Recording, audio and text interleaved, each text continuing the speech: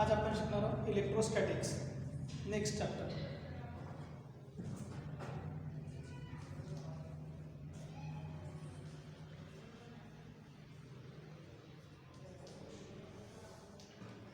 Electrostatics. So first of all, tell me what is electrostatics. Electrostatics is the branch of physics which deals with the study of the electric charges at rest. Means there are two types of the electric charges. One is the charge in motion and second is charge at rest or statics. So the study of static charges or the rest charges in physics is called electrostatics. And second branch of physics which deals with the study of the charges in motion is called electrodynamics.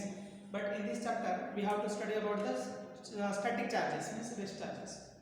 In standard 11 we have studied about the lines of force, tubes of force, then tubes of induction also.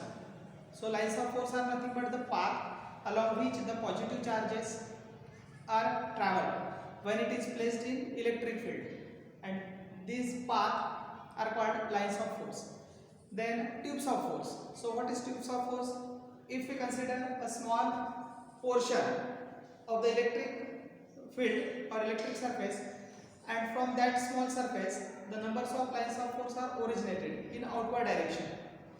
These numbers of lines of force originated from small surface looks like a cylinder or look like a tube.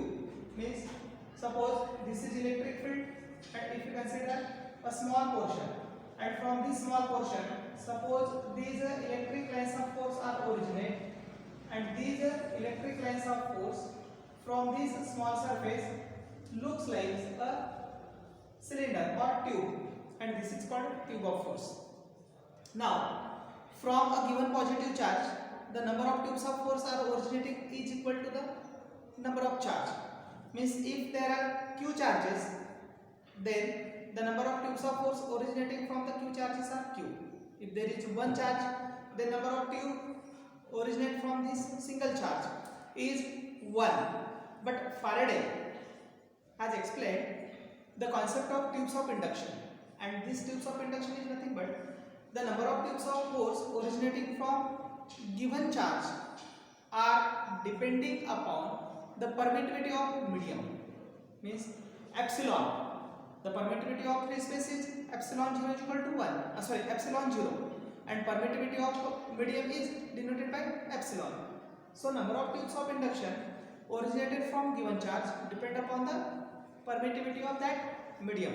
Means if there are q charges, then the number of tubes of induction originating from q charge are nothing but q upon epsilon.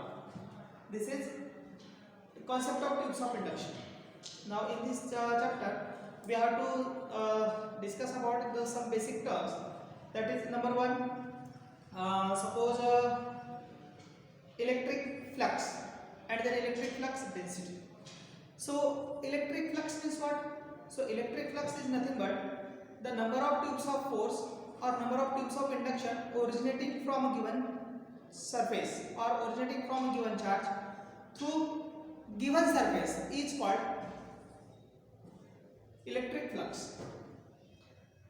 And the normal electric induction can be defined as the number of tubes of induction passing normally through given surface per unit area is called normal electric induction.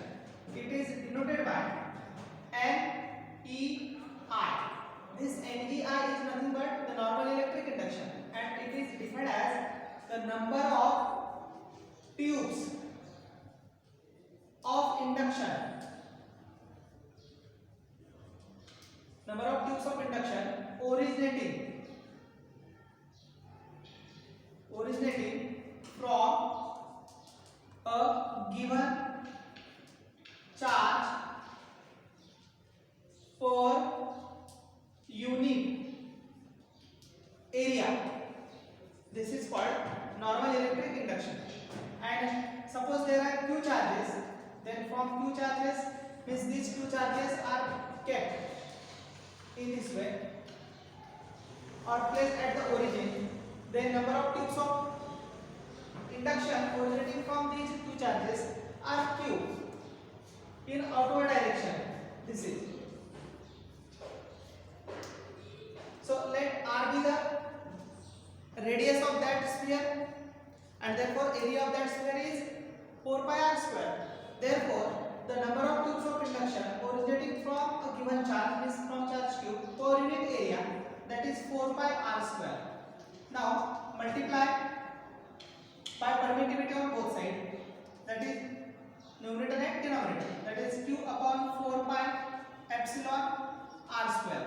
This is normal electric induction, but this q upon 4 pi epsilon r square is equal to the electric intensity, and therefore this normal electric induction is equal to epsilon into E. This is normal electric induction per unit area. And now if we suppose or consider a small area of ds area at point P, means this point P surrounded by small area ds, then what will be the total number of charges originating from this surface? These are the number of charges or tubes of induction originating from charges per unit area. So we have to determine the number of tubes of induction originating from a radius, and therefore NEI over area ds is equal to epsilon E into ds. This is, now again there is condition, means this electric intensity is always radially outward direction, means this, and it is always perpendicular to the surface. This is, but suppose in case it is not perpendicular, प्रत्येक वेळेस ती perpendicular असतेच, electric intensity सरफेसला perpendicular असते, outward डायरेक्शनला असते, पण आपण असं समजू की समजा ती परपेंडिकुलर नाही आहे, अशा वेळेस काय करायचं? मग suppose it is not perpendicular and it makes some angle theta with this perpendicular.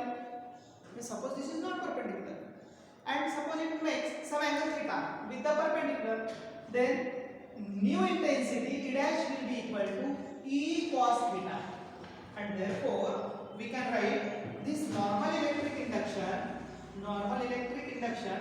over area ds is equal to epsilon E cos theta into ds, and this is the concept of normal electric induction.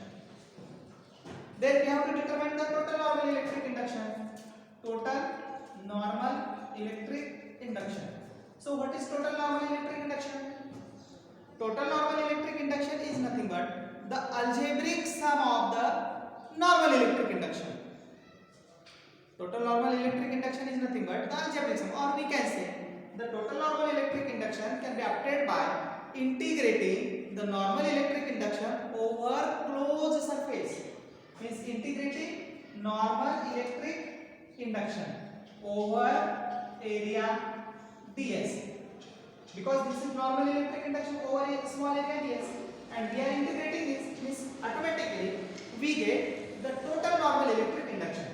Therefore we can write NEI means epsilon E cos theta into ds.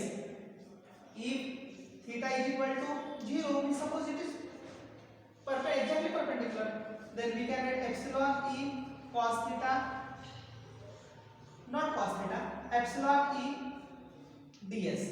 This is total normal electric induction, and this is formula for total normal electric induction. So total normal electric induction can be defined as the integration of normal electric induction over area ds, and this is the concept of normal electric induction, total normal electric induction. From these expressions we conclude that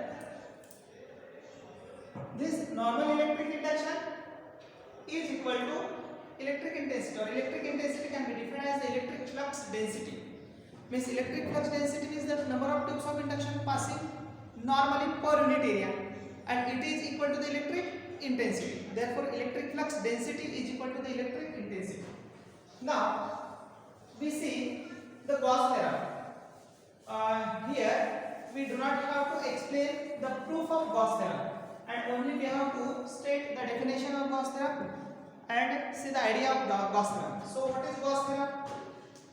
G-A-U-S-S, Gauss theorem. Gauss theorem states that for a closed surface of any shape with any number of the charges enclosed by that surface, means if you consider this closed surface of any shape and it is enclosed by number of the charges, then this Gauss theorem states that for a closed surface of any shape with any number of the charges enclosed by that surface, the total normal electric induction is equal to the algebraic sum of the charges enclosed by that surface, that is I is equal to 1 to n, means Qi, which is can be written as capital Q, and this is Gauss theorem, means total normal electric induction is equal to the algebraic sum of the charges enclosed by that surface.